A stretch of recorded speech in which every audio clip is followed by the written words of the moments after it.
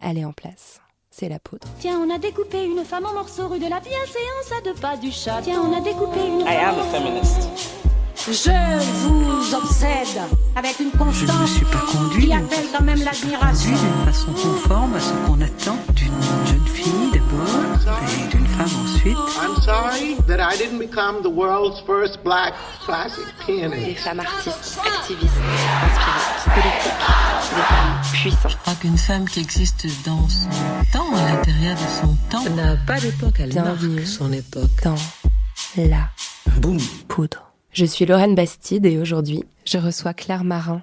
Dès lors qu'on va inscrire la santé dans une logique qui demandera des statistiques, des normes, des valeurs, le vrai problème de cette proposition, c'est que ça va objectiver, normer ce que c'est que la santé d'un individu. On aimerait que la rupture soit une coupure franche, bien droite et nette, d'un seul coup, comme le sabre qui décapite. Mais la rupture est déchirure. À la différence de la séparation qui laisserait chacun redevenir la part entière qu'il était déjà auparavant, comme le rappelle l'étymologie, la rupture est une déchirure. Elle ne retrouve que rarement les contours nets de chacun. On ne rompt pas comme on découpe le long des pointillés, respectant soigneusement le patron qui reprend notre forme exacte. On déchire dans le tissu d'une vie commune où les identités des uns et des autres se sont si étroitement mêlées que plus personne ne sait vraiment où il commence et où l'autre s'arrête. Mais celui qui veut rompre croit le savoir. Il croit pouvoir dessiner l'ombre où il perçoit sa silhouette propre et veut se débarrasser de ce flou indécis, des présences qui l'encombrent, des liens qui l'empêchent d'être vraiment lui-même. La rupture propre, comme un chiffre qui se divise sans reste, est sans doute impossible. Nous ne pouvons pas nous réduire dans le temps, semblable à un nombre, sans qu'il reste une fraction bizarre, pour reprendre l'expression de Nietzsche. Même rompus, les liens peuvent rester sensibles.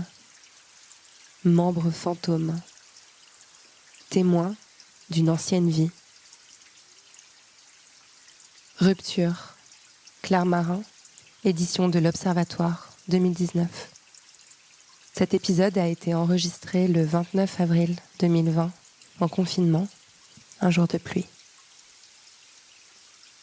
Avec Claire Marin, on a parlé de maladie, d'identité et de soins.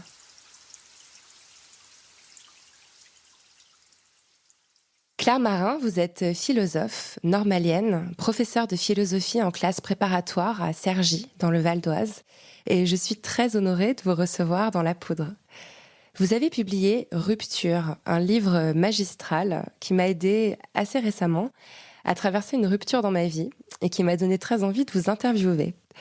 Je pensais réserver notre rencontre à la saison prochaine, mais la crise du coronavirus a accéléré cette envie. Vous faites partie de celles qui apportent sur cette crise un éclairage salutaire. J'ai depuis découvert que vous étiez aussi philosophe de la maladie et du soin. J'ai eu accès à d'autres ouvrages comme Hors de moi et La maladie, catastrophe intime.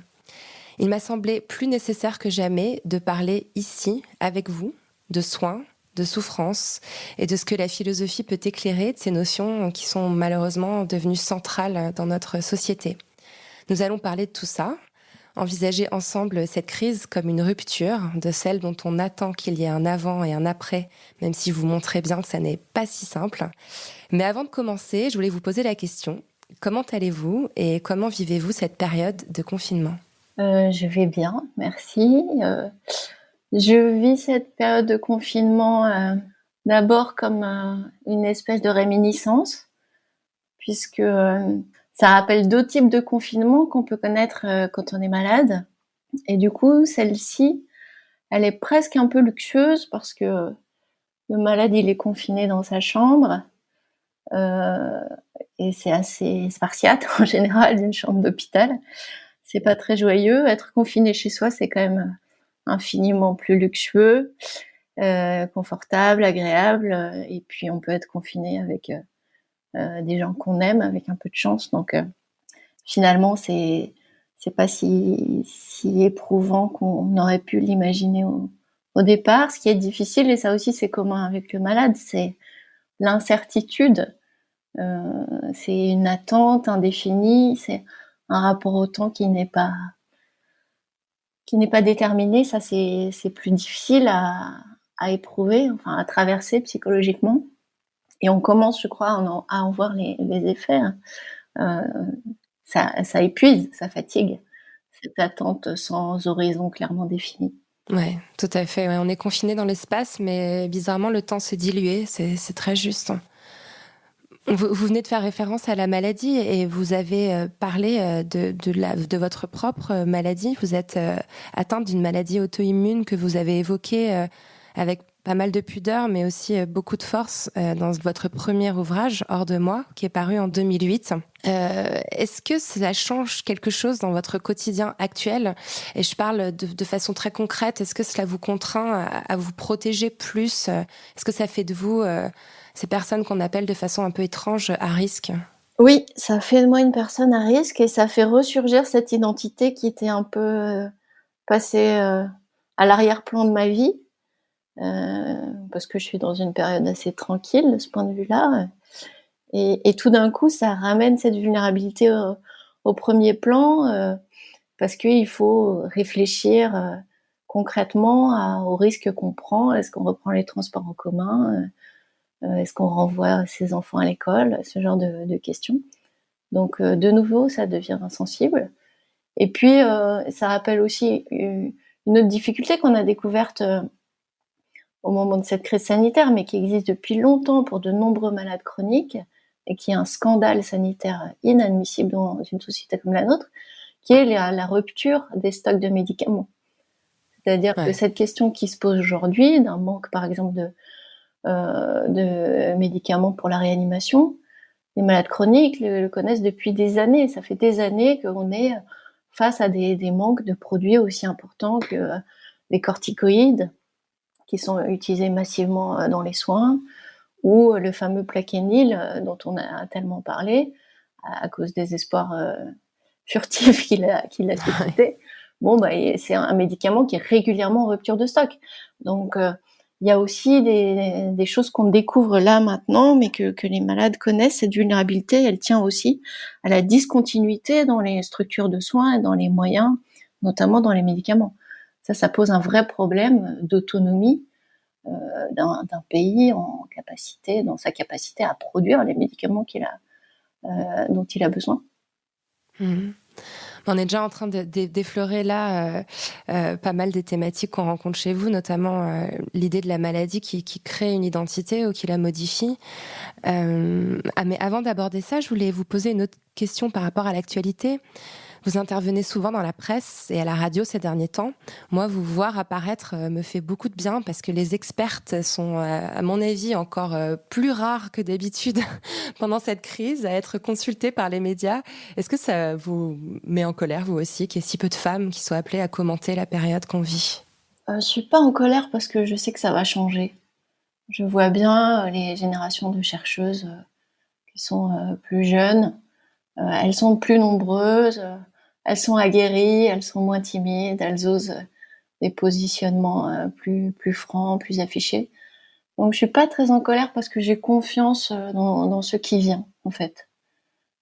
Pour ma génération, c'est sûr qu'il y a assez peu de femmes, mais il y en a quand même quelques-unes qui portent des voix fortes et intéressantes.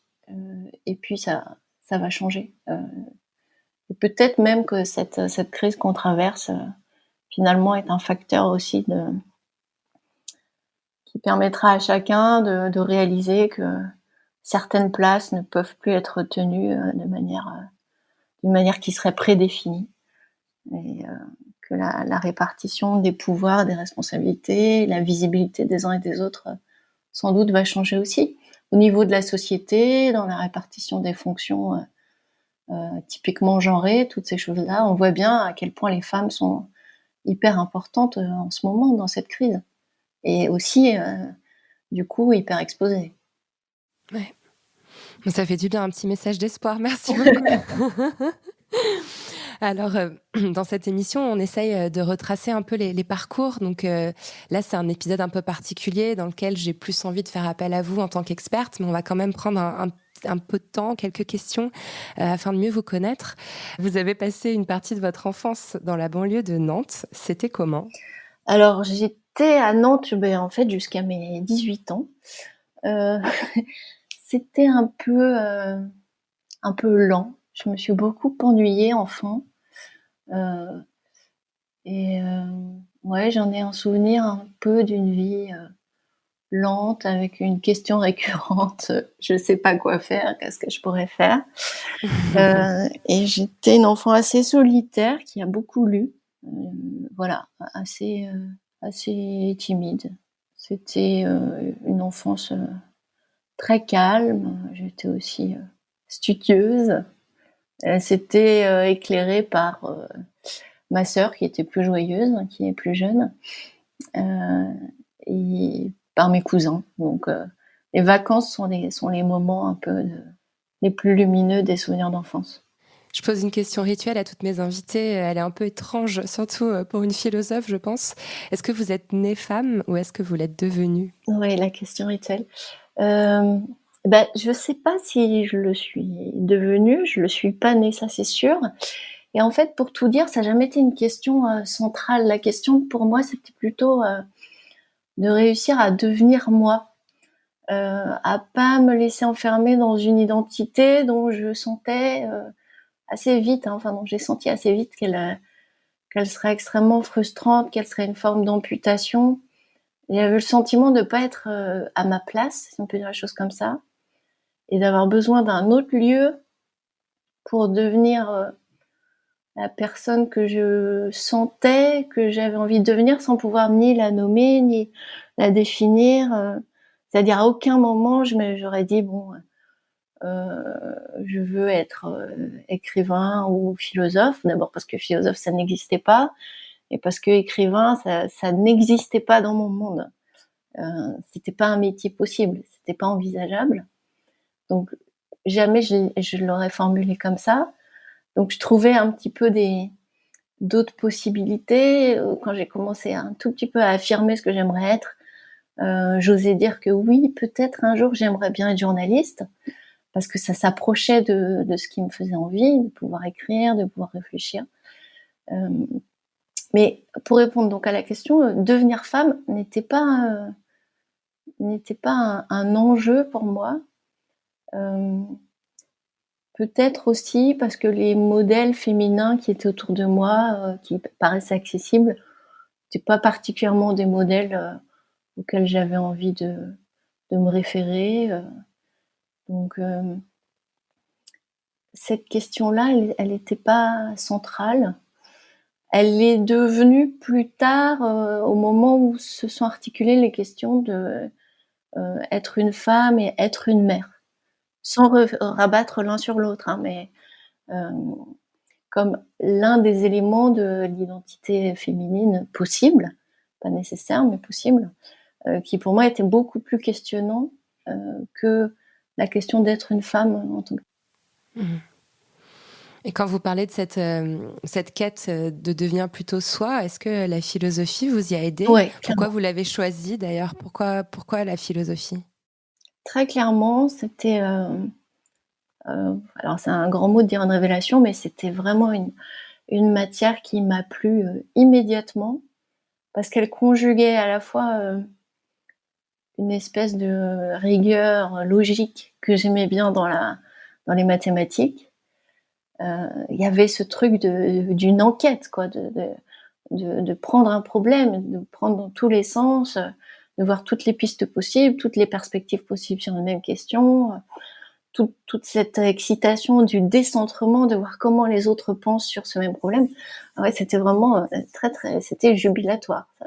Ça peut paraître bizarre de l'extérieur, mais c'était un vrai plaisir intellectuel. Je me suis engouffrée dans cette matière dès la terminale, où j'ai eu la chance d'avoir un professeur vraiment très stimulant. Et puis après, la découverte des philosophes. Et en fait, dans la philosophie, et mes étudiants souvent me posent la question, mais alors c'est quoi la réponse, madame? Tous les philosophes n'arrivent pas à s'accorder. Moi, ce qui m'intéressait, c'était ça. C'était ce questionnement, et puis, progressivement, mais vraiment au fur et à mesure des années, l'idée de dégager quand même des axes de réponse qui résonnaient en moi comme des éléments effectivement d'identité. Mais ouais, c'était une sorte de coup de foudre presque intellectuel pour cette matière que je connaissais pas du tout, qui était complètement étrangère là encore à mon milieu. Ça sortait de nulle part, quoi. C'était vraiment. Mais en même temps, ça recoupait des questions que je repérais déjà dans les romans, enfin dans ma manière de lire, d'apprendre la littérature, il y avait déjà un angle un petit peu philosophique. D'ailleurs, c'est intéressant parce que vous vous appuyez sur la littérature et sur les romans. Par exemple, dans Rupture, vous sortez beaucoup d'exemples issus de romans. Vous parlez de Marguerite Duras. Enfin, et ce que je trouve intéressant, c'est que dans votre approche de la philosophie, on dirait qu'il y a une espèce de volonté de s'éloigner du pur esprit pour se réancrer dans le réel. Donc, vous n'êtes pas non plus dans les sciences sociales. Vous parlez pas de chiffres ou de données directement issues de la société, mais à travers la littérature, vous réinjectez un peu de corps, j'ai envie de dire. En fait, la tradition universitaire française, c'est de choisir entre des disciplines.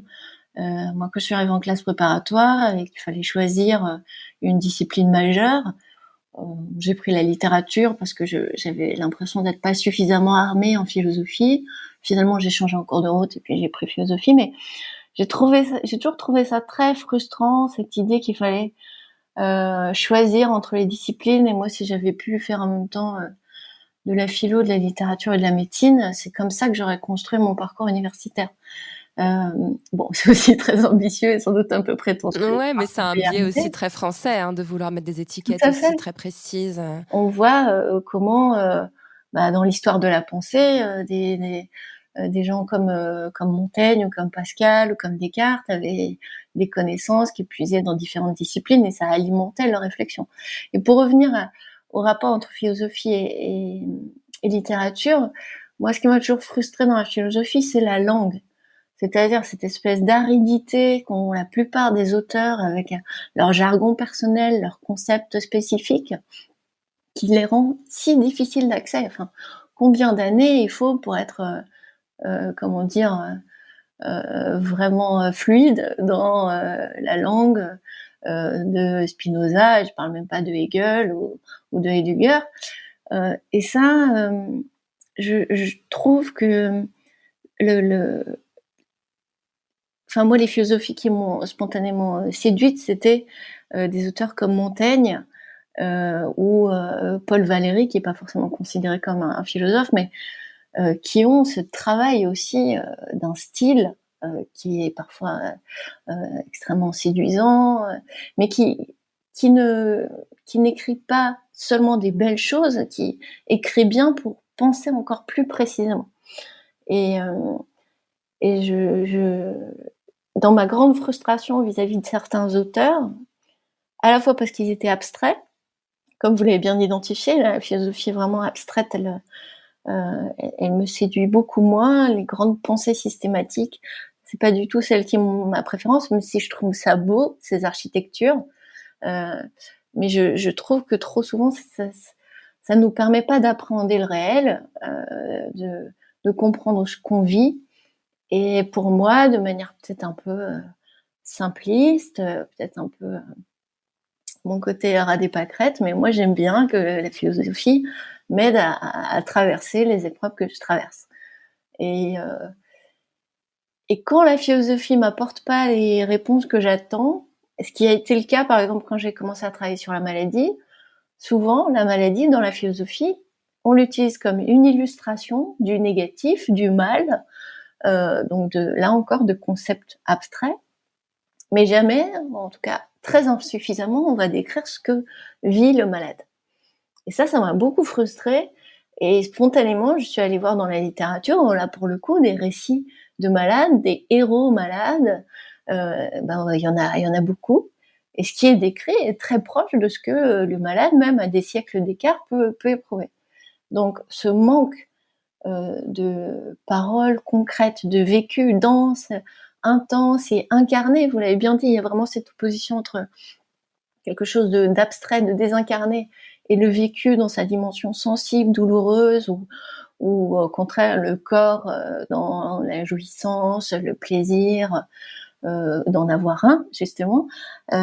Tout ça, je le trouve dans la littérature et je le trouve beaucoup moins dans la philosophie, à moins, encore une fois, d'aller chercher chez des auteurs un peu atypiques, entre guillemets, comme Montaigne, par exemple, où on a vraiment ce corps qui est présent, cette vie concrète, familière, domestique, quotidienne, qui existe.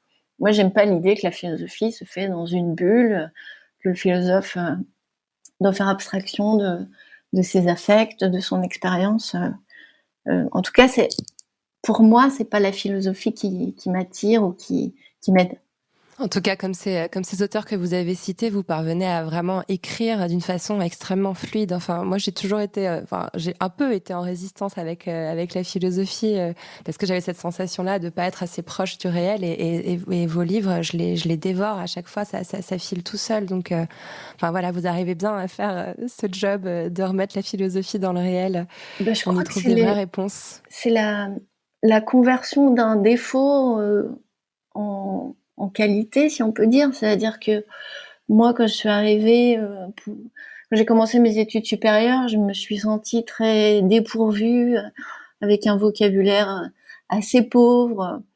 Et du coup, ça s'est transformé en une espèce de simplicité de l'expression qui correspondait pas nécessairement au canon universitaire, mais qui fait, je crois, que mes textes sont relativement accessibles. Et c'est ça aussi que j'aime bien, c'est l'idée d'être lisible et comprise par des gens qui n'auraient pas nécessairement des repères académiques ou un bagage universitaire spécifique. Je crois que l'une des forces d'un auteur, c'est de pouvoir parler à un public assez large. Et voilà, ce qui pouvait au départ paraître une espèce de faille, finalement peut devenir un atout quand on ouvre un peu ou quand on essaie de partager sa réflexion avec un public plus large qu'un public très averti. Je suis convaincue que vous avez eu plein de mails et de lettres de personnes qui avaient lu Rupture et qui avaient identifié leur propre vécu dedans. Ouais, c'est vrai. Je suis pas étonnée. Sur ce texte en particulier, il y a eu beaucoup de retours. Et ce qui était très touchant, c'est que ça allait de 16 ans à 80 ans. Wow. Et qu'il y avait quelque chose de commun et qu'on pouvait être désespéré par une rupture à 70 ans, comme on est complètement démunis aussi à 17. Il y avait beaucoup de choses très, très émouvantes dans ces témoignages ou ces récits.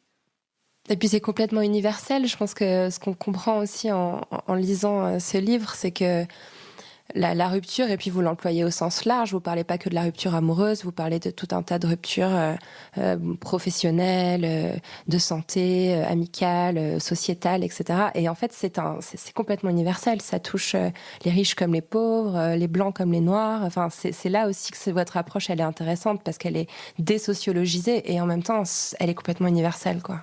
Oui, je crois que c'est vraiment une expérience que tout le monde peut faire à plein de moments de la vie. Même quand on est tout petit, la première rupture amicale, elle peut être terriblement blessante. Quand on est trahi par un ami, même si c'est à l'école primaire, on peut s'en souvenir de manière très vive des décennies plus tard. Donc c'est un phénomène marquant qui arrive très tôt dans notre existence, qui se répète inévitablement et qui pose toujours la même question de savoir comment on la traverse. Comment on en ressort? Est-ce que nous vivons actuellement, collectivement, une rupture? Je crois que oui. Alors, il y a quelques semaines, je me disais que il y avait deux options, soit faire comme si c'était un accident, une parenthèse, et qu'on allait pouvoir retrouver la vie d'avant, et sans doute, en partie, on le souhaitait, retrouver une forme d'insouciance, de liberté, de rapport simple aux autres, de vie publique facile.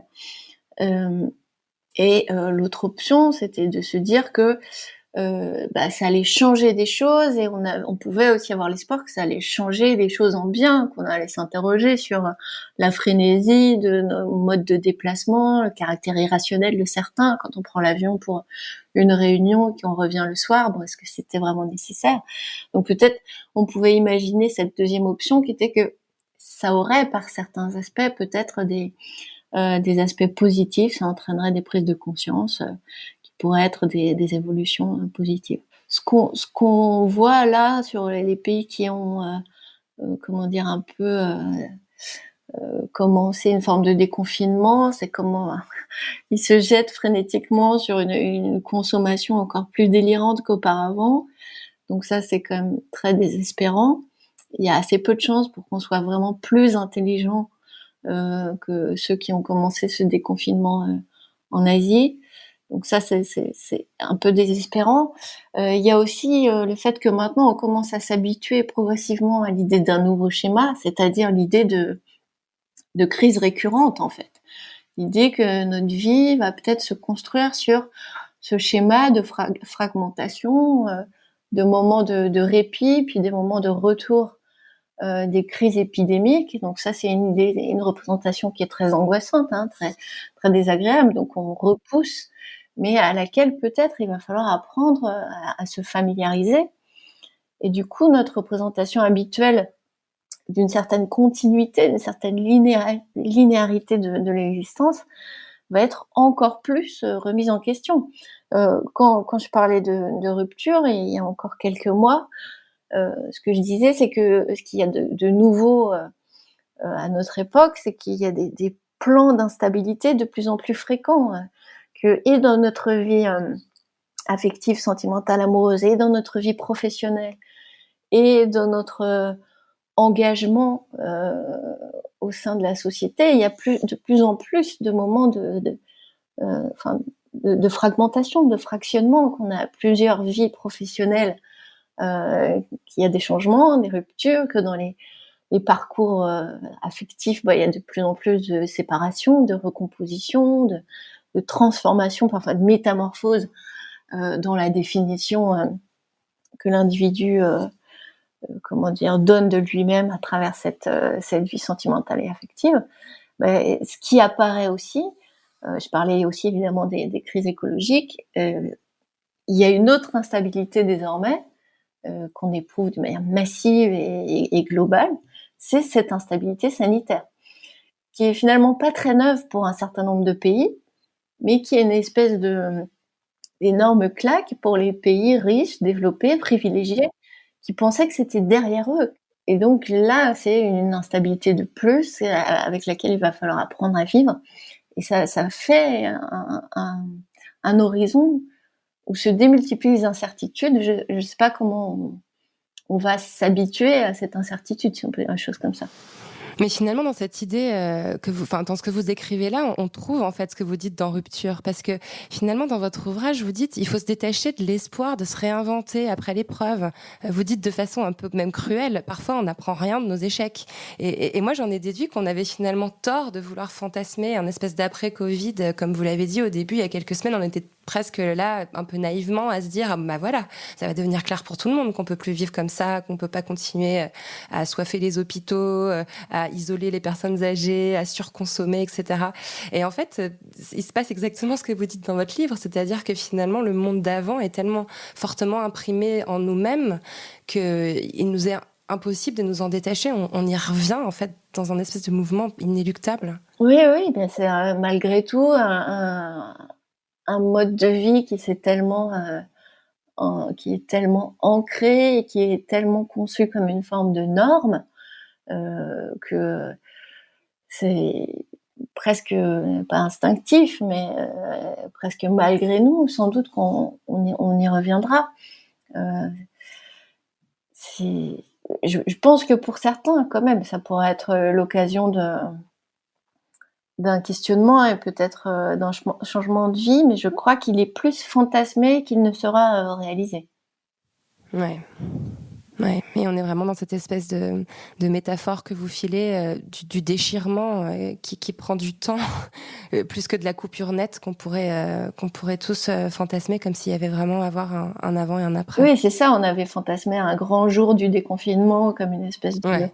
de libération, et puis on se rend compte que voilà, ça va être progressif, ça va même peut-être il va y avoir des allers-retours entre confinement et déconfinement, que on sautera pas dans les bras de ceux qui nous ont chers si rapidement que ça, et c'est une représentation qui est douloureuse, mais là encore, on va être obligé de s'y habituer. Mm. Vous décrivez très bien la façon dont la rupture se vit dans le corps, comme la maladie. Vous dites que la rupture nous fait vieillir prématurément dans un passage que j'ai trouvé très, très émouvant. Et en vous lisant, j'ai réalisé que le confinement aussi se lisait dans nos corps. On est engourdi, on est endolori, on a le dos cassé par les tâches domestiques, Exactement. les jambes qui flagellent à cause des insomnies, les cris des enfants qui nous percent les oreilles. Ouais. Est-ce qu'on est en train de vivre aussi une expérience physique Ah oui, tout collective? à fait. Et on y est d'autant plus ramené que on a assez peu d'échappatoires, c'est-à-dire tous ces moments où d'habitude on oublie son corps, ben là, ils existent beaucoup moins.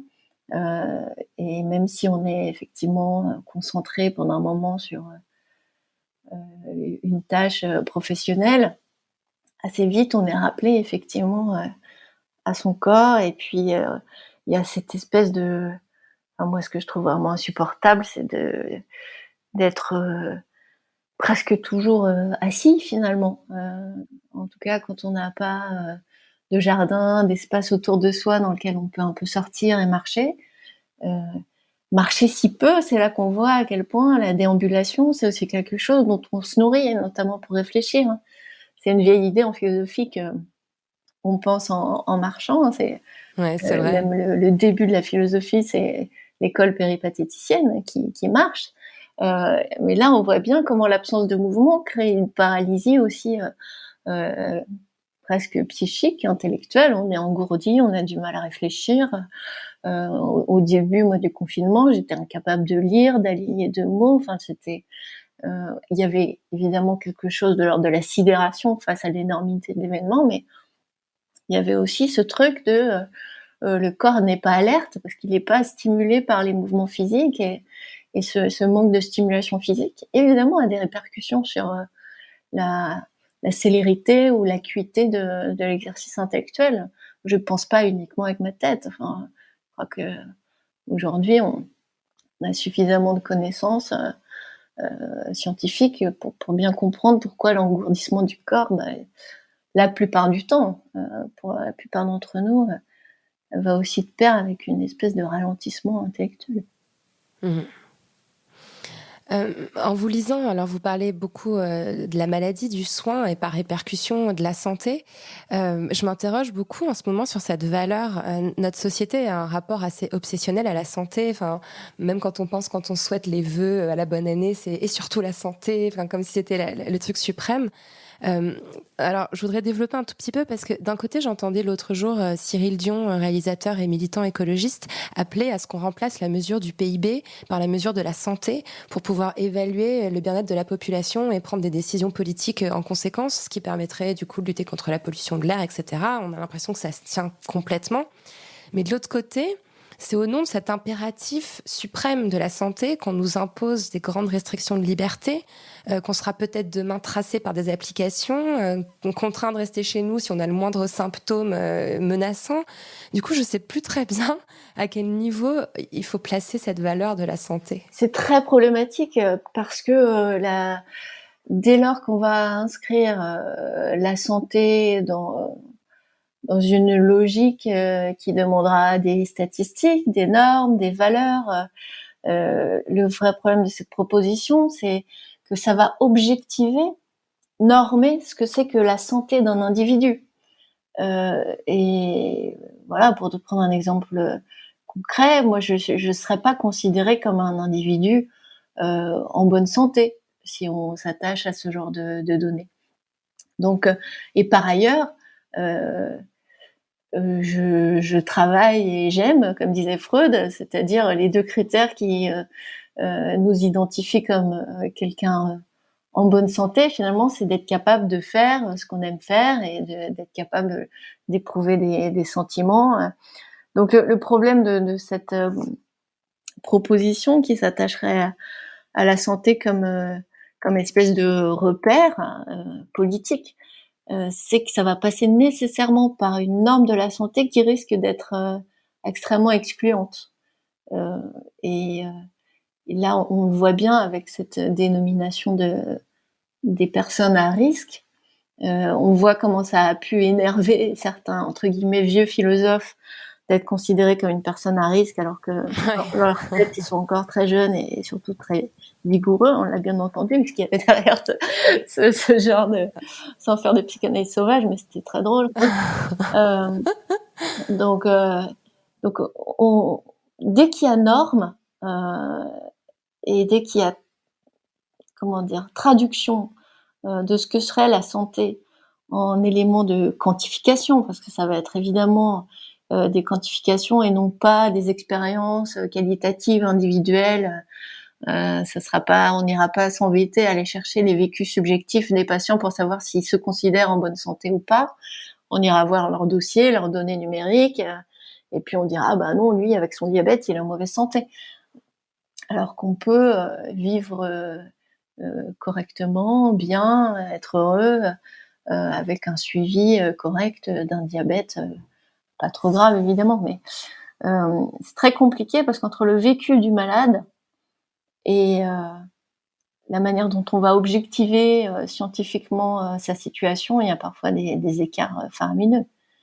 Le plus simple, c'est qu'il y a plein de gens qui ont la chance, comme moi, d'avoir une maladie qui se voit pas et que personne n'identifie comme malade tant qu'on l'a pas dit. Mais c'est vrai que ça rejoint aussi les cris d'alerte qui ont été lancés par les associations de personnes handicapées qui luttent contre le validisme. Enfin, il y a une espèce d'oubli, quoi, d'exclusion quand on entend Emmanuel Macron dire le déconfinement commencera le 11 mai, sauf pour les personnes à risque, et que la question est évacuée comme ça en mode vous restez chez vous, puis la question, enfin, finalement c'est pas si grave, c'est extrêmement choquant.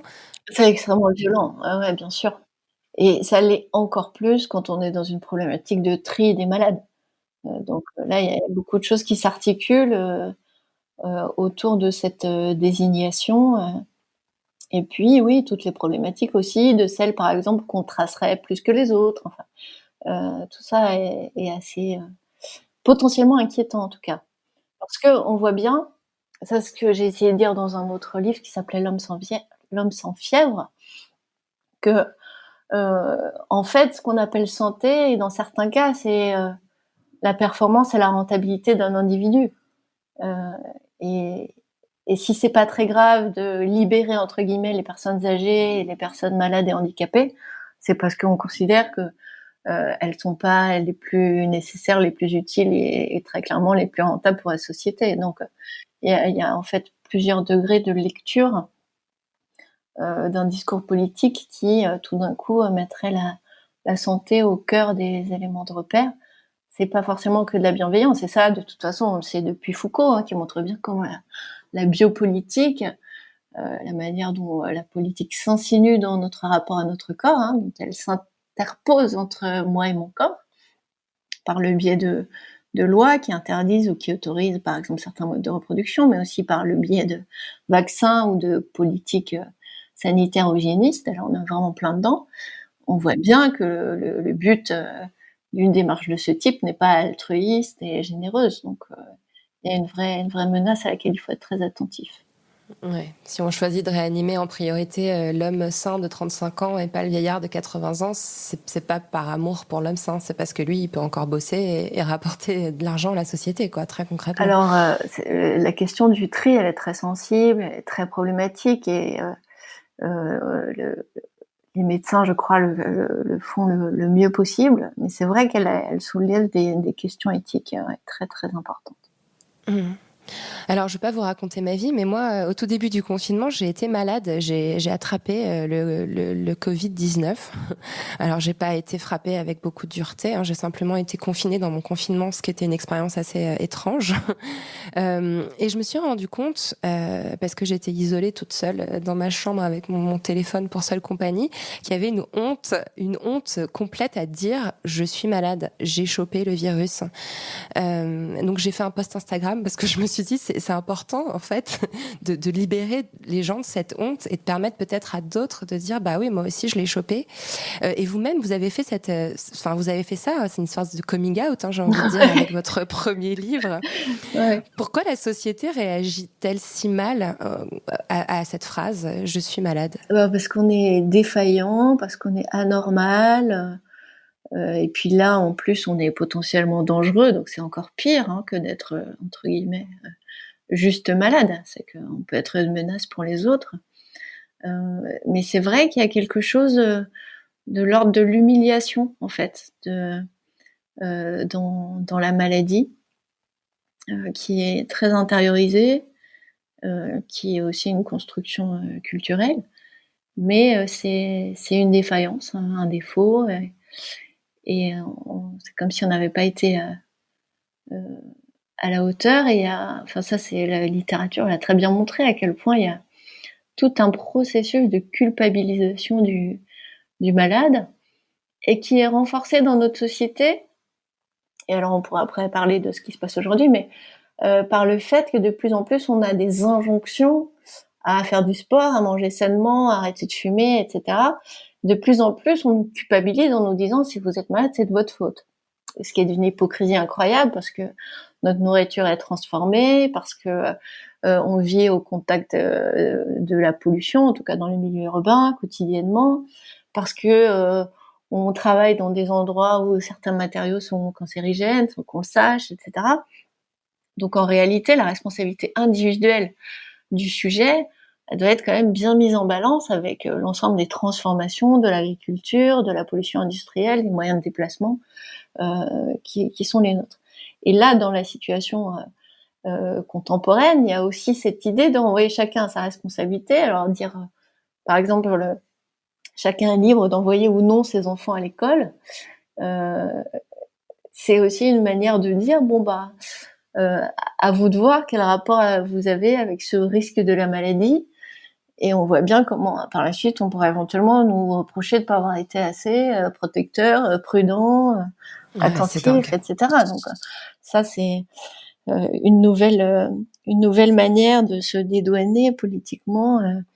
Ça me fait même penser au préfet de Paris qui a dit il y a quelques semaines les gens qui sont aujourd'hui en réanimation, c'est ceux qui n'ont pas respecté les règles du confinement. Ouais, c'était incroyable de dire ça quand il y avait des soignants qui étaient en réanimation. Enfin, c'est d'une violence et surtout d'une bêtise incroyable.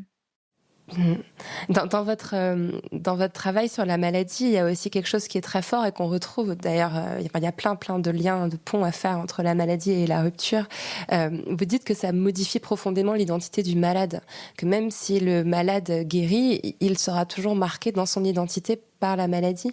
Est-ce qu'on peut dire que le coronavirus est en train de modifier l'identité de la société entière, voire même de l'humanité d'ailleurs, parce que tout le monde est dedans là? Alors, c'est toujours un peu compliqué de faire cette analogie. Elle est très fréquente en philosophie. On a très souvent l'analogie entre un corps humain et un corps social.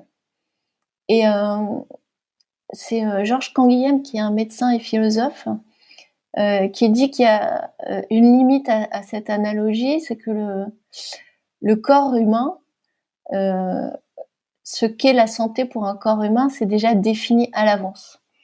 Alors que ce qu'est la santé entre guillemets d'une société, c'est jamais défini à l'avance. Ce sont les hommes qui définissent ce qu'est la santé, c'est-à-dire à la norme qu'une société doit suivre. C'est pour ça qu'il y a autant de cultures, de régimes politiques différents, etc. Alors que pour un corps vivant, quel que soit l'endroit où il se trouve, il y aura à peu près les mêmes normes qui feront qu'il sera en bonne ou en mauvaise santé, qu'il sera menacé de mourir ou il pourra vivre tranquillement.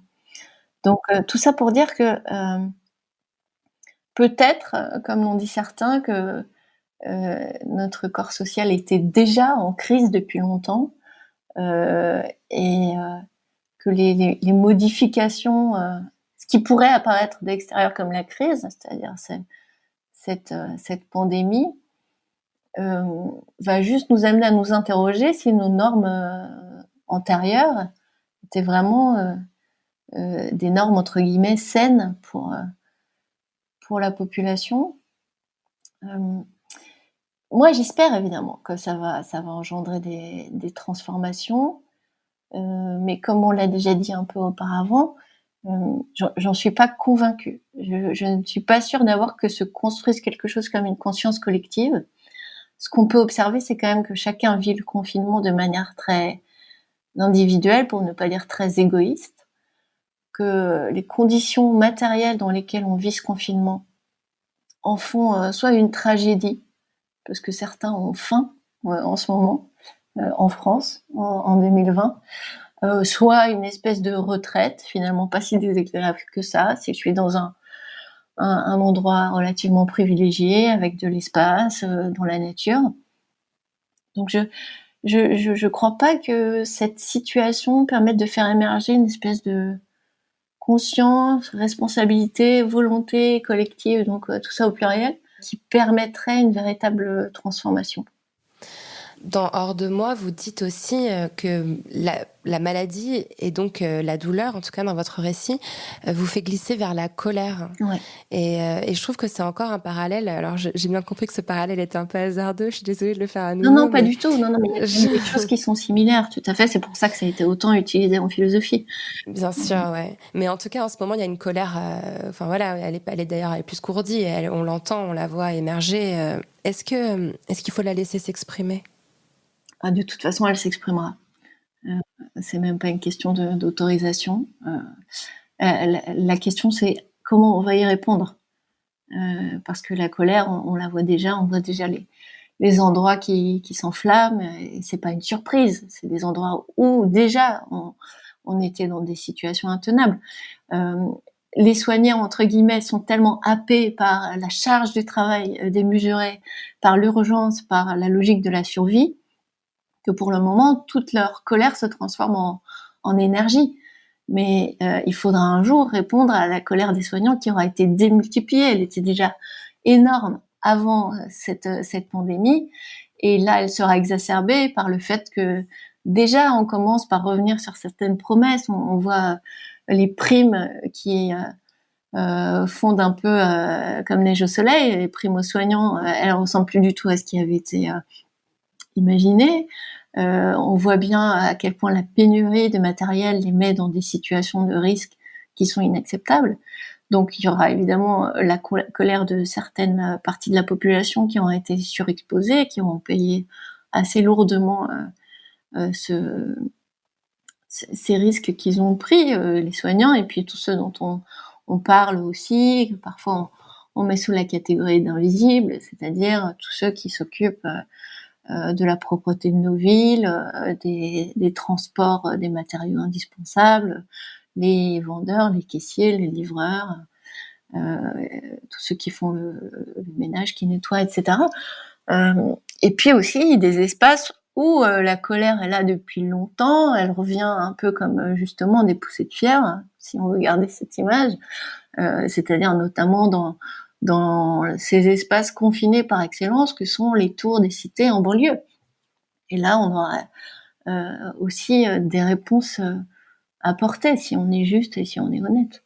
Vous avez parlé des soignants et dans cet ouvrage, donc L'homme sans fièvre, qui date de 2013, vous disséquez notre rapport aux soignants et encore une fois, ça résonne tellement avec l'époque. Vous parlez d'une attente démesurée vis-à-vis du corps médical. La soignante ou le soignant, c'est celui qui va pouvoir nous amener vers le bonheur en nous guérissant.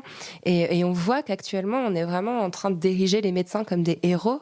D'ailleurs, certains soignants militants disent que c'est grave de faire ça parce que les médecins sont des humains et ils sont pas infaillibles, et leur faire reposer cette charge de héros, c'est un peu dangereux en fait. Comment on peut dépasser ça ? C'est Canguilhem qui dit toujours il faut étudier les héros d'une société pour comprendre quels sont les lieux de cette société qui dysfonctionnent complètement. Et pour le coup, là, ça fonctionne bien.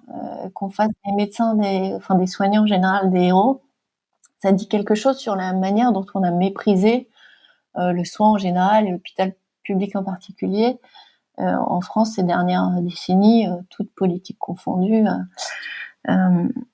Et je crois que cette héroïsation, elle est évidemment dangereuse et elle est triste en fait, parce qu'il y a effectivement quelque chose de l'ordre d'un dévouement extraordinaire à leur métier, à leur fonction, à leurs tâches en ce moment. Mais tout ça reste, même s'il y a beaucoup d'actions pour les soignants, pour leur apporter un peu de réconfort ou des conditions matérielles un peu moins catastrophiques, j'aimerais être sûre qu'à la sortie de crise, on ait une politique pour l'hôpital public qui soit à la hauteur, mais c'est déjà pas le cas. C'est-à-dire, dans les milliards qu'on libère, finalement, la proportion qui est accordée à l'hôpital est très clairement insuffisante si on voit à quel point leur rôle est central. Donc, c'est déjà décevant, c'est déjà quelque chose qui énerve profondément de voir cet écart entre le discours qui les héroïse et la mise en pratique concrète, financière, la répartition des sommes spectaculaires qui sont attribuées en ce moment aux uns et aux autres. Sans parler du fait qu'on se repose sur la charité et le don individuel. Je trouve ça à la fois très beau de voir toutes les initiatives qui se mettent en place, mais ça m'exaspère de faire de la santé un immense téléthon. Un immense téléthon, c'est pas comme ça que ça devrait fonctionner. C'est bien que ça existe parce qu'on est dans une situation où c'est toujours ça, entre guillemets, mais c'est clairement là encore le signe d'un dysfonctionnement majeur, politiquement parlant. Alors, vous explorez la philosophie du soin dans la lignée de Paul Ricoeur. D'ailleurs, je crois que c'est la première interview de La Poudre où il y a autant d'hommes qui ont été cités, d'autant d'écrivains et de penseurs. Ça montre à quel point la philosophie, ça reste quand même une discipline assez masculine. Vous excusez pas, hein, mais je pense que les auditrices vont être un peu surprises. En tout cas, dans Rupture, il y a beaucoup de ah oui, beaucoup d'écrivaines aussi citées. Là, pour le coup, c'est sûr. Pour une fois, et c'était même pas un calcul, ça s'est fait très spontanément, mais peut-être que les femmes parlent. Bah non, il y a un Roland Barthes quand même pour parler magnifiquement de l'amour, mais c'est vrai qu'assez spontanément, je suis allée vers des femmes. En tout cas, je voulais vous faire glisser vers les études de genre et vers toute la réflexion sur le soin ou le care qui a été menée aux États-Unis, notamment par Carol Gilligan ou Joanne Tronto. En France, on pourrait citer Sandra Logier. Ouais. C'est une approche féministe du care. Est-ce que vous y êtes sensible ? Est-ce qu'on peut faire des ponts entre la philosophie du soin et l'éthique du care féministe ? Oui, bien sûr. En fait, c'est deux sources différentes, mais qui ont un questionnement commun, puisque la philosophie de soin, effectivement, elle s'enracine dans une tradition de réflexion qu'on peut effectivement relier à Ricoeur, mais qui en fait remonte bien avant Ricoeur, qui s'origine aussi dans des références, ou en tout cas qui se nourrit de références psychologique. On a quand même des auteurs comme Donald Winnicott qui sont des références clés pour penser ce qu'est le soin et pour voir aussi ce qui peut être fait comme pont entre un soin maternel, un soin qui serait donc peut-être plus féminin, qui serait plus domestique, plus familial, et un soin qui devient soit institutionnel, soit politique, soit technique, donc qui se spécifie d'une certaine manière. L'approche effectivement qui vient des États-Unis autour d'une réflexion sur ce qu'on évoquait aussi, une réflexion sur les invisibles, sur tout ce maillage de la société qui nous laisse croire qu'on est autonome, parce que c'est ça qui est intéressant. Et là, pour le coup, on est en plein dedans, c'est-à-dire on se rend compte comment on est démuni quand il n'y a plus des instituteurs pour faire la classe, quand il n'y a plus des gens pour nettoyer les rues, quand il n'y a plus de livreurs, quand il n'y a plus de femmes de ménage ou d'hommes de ménage, quand il n'y a plus de nounous et de babysitters. En fait, on est autonome, on est puissant, on est fort, on est indépendant, uniquement parce qu'on dépend d'autres, qu'on regarde un peu de haut parce que leurs tâches ont l'air d'être plus secondaires, plus matérielles, plus concrètes. Mais là, on voit bien à quel point on est toujours interdépendant, et cette autonomie de l'individu, qui est une espèce de figure clé de la manière dont on se conçoit en Occident, hein, qui est exacerbée par le libéralisme philosophique et politique, c'est en partie une illusion. Je suis libre de penser si, à un moment, je dois pas en même temps m'occuper de ma fille, préparer à manger, penser au dîner de ce soir, nettoyer la salle de bain, etc. Donc, cette interdépendance, ce filet invisible, cette nécessité qu'on a des uns et des autres au quotidien, à chaque moment de notre existence, là, on la voit très très clairement apparaître. Ouais. Alors, il y a plein de parallèles qu'on pourrait faire entre le métier d'enseignant et celui de soignant. Donc, vous-même, vous êtes enseignante, je l'ai rappelé tout à l'heure. En 2018, vous avez publié La Relève, portrait d'une jeunesse de banlieue, un livre dans lequel vous parlez de vos élèves de prépa dans le Val d'Oise et notamment de leur complexe de l'imposteur qui est très, très difficile à dépasser. Aujourd'hui, cette jeunesse de banlieue est plus ciblée que jamais par le contrôle de l'État. Elles sont plus victimes des contrôles de police et des violences policières.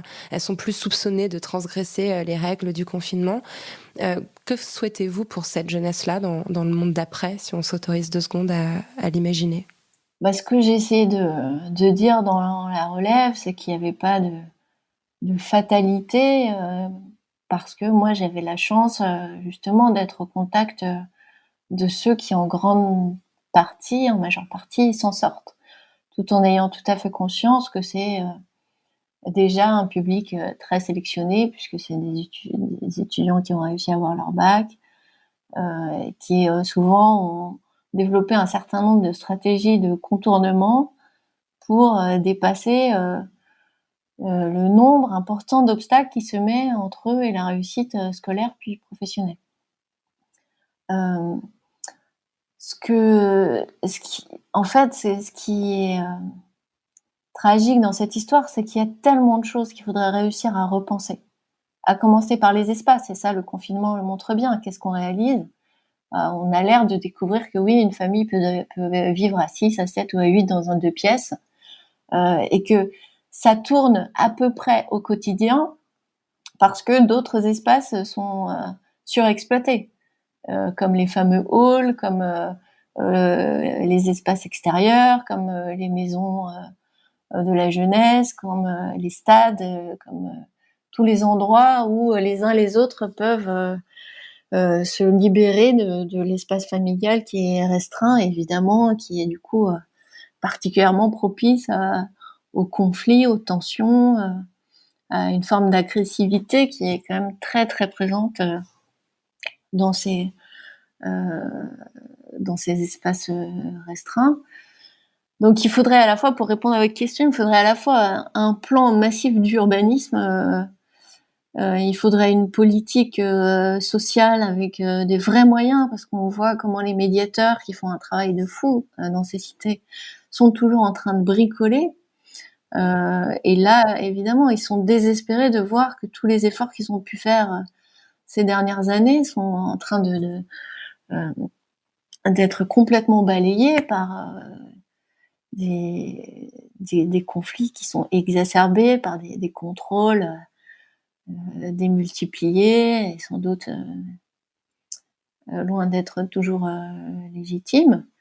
Mais je suis pas très surprise parce que c'était déjà le cas pendant les attentats. Je me souviens après le Bataclan, mes étudiants disaient bien à quel point les contrôles aux faciès étaient tout d'un coup démultipliés. Donc à chaque période de crise, on voit comment sont exacerbées des tensions qu'on réussit parfois un peu à mettre sous cloche, mais qui réapparaissent en ce moment. Donc ce qu'il faudrait souhaiter, c'est des politiques massives, mais évidemment avec le processus d'endettement qui est le nôtre en ce moment, on voit bien que ça ne sera pas prioritaire, de même que l'enseignement, qui est quand même un levier important en banlieue, même si on peut lui adresser un certain nombre de critiques. L'enseignement non plus, qui aurait tellement besoin de nouveaux fonds, de locaux dignes de ce nom. Enfin, moi, je ris, mais je ris en pleurant en même temps quand on nous dit des gestes barrières à l'école, mais il faut voir dans quel état sont les sanitaires, il faut voir comment fonctionne une cantine, il faut voir dans quel type d'établissement délabré on enseigne en banlieue. Donc ça me paraît très très malheureusement, j'ai pas beaucoup d'espoir pour que ces conditions-là, qui sont des conditions de délabrement dans tous les domaines, sanitaires, éducatifs, social, psychomédical en banlieue, tout ça, ça mériterait d'être complètement rénové, ne serait-ce aussi que pour améliorer l'image que les jeunes vont avoir d'eux-mêmes, parce qu'ils ont très bien intériorisé d'être des citoyens de seconde zone. Et le sentiment d'imposture se nourrit aussi de ça, d'avoir l'impression d'avoir toujours été relégué, dans le meilleur des cas, au second plan, voire complètement oublié. Donc là-dessus, malheureusement, je serais moins optimiste que sur d'autres plans. Alors, en vous écoutant, on comprend, enfin d'ailleurs en vous lisant aussi, qu'on est en train de rentrer dans une longue ère de rupture avec un S, c'est le titre de votre livre, il y a un S à rupture. On va en avoir d'autres à affronter. La philosophie permet, comme la spiritualité, d'aborder les difficultés de l'existence avec plus de sérénité et d'ancrage. Est-ce que vous avez un conseil à nous donner pour aborder les temps difficiles à venir, un conseil de philosophe? Alors, elle peut, dans certains cas, oui, apporter une forme de sérénité, mais elle peut aussi, d'une certaine manière, et moi, je serais plutôt dans cet axe-là, je suis pas quelqu'un de très serein de toute façon dans la vie, mais elle peut nous aider D'abord, elle peut nous aider à comprendre que notre colère est légitime, et ça, c'est important quand on est en colère. De savoir que notre colère, elle a quelque chose de juste, fondamentalement, et du coup nous aider peut-être à la transformer en moteur qui permet des actions, des gestes symboliques ou concrets qui participent d'une certaine transformation de soi, du monde, du rapport aux autres, etc. Mais c'est vrai qu'il y a aussi des textes qui nous permettent aussi de nous recadrer peut-être, ou de mieux comprendre des moments d'errance ou d'illusion dans notre rapport, par exemple, au temps. On a beaucoup parlé ces dernières années d'un sociologue allemand qui s'appelle Hartmut Rosa et qui a proposé toute une théorie de l'accélération en montrant comment nos vies sont devenues frénétiques.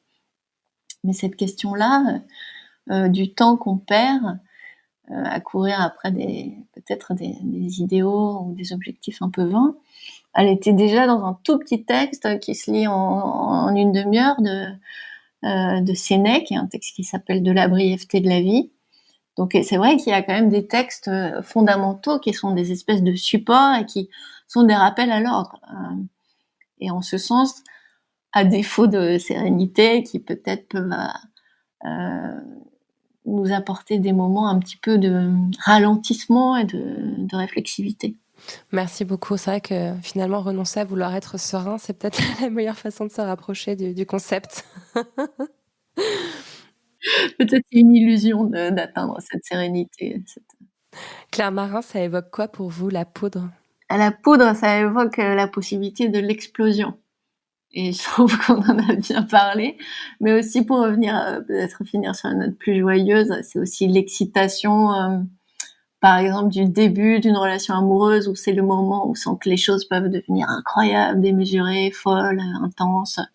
Donc la poudre, pour moi, c'est ce moment juste avant où on peut espérer justement de vivre quelque chose d'infiniment plus intense, beau, exaltant que la situation dans laquelle on se trouve. Merci beaucoup, Claire Marin. Merci à vous. Merci à Claire Marin d'être venue faire parler la poudre avec moi. La poudre est un podcast produit par Nouvelles Écoutes. Merci à Aurore Meyer-Mailleux pour la réalisation, à Gaïa Martin pour la programmation, la prise de son et le reste. Au mixage aujourd'hui, Charles de Cilia.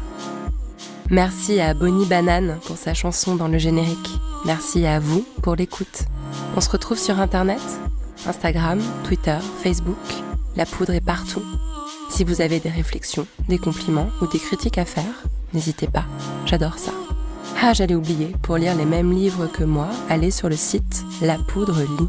Vous connaissez la suite, prenez soin de vous et continuez de faire parler la poudre.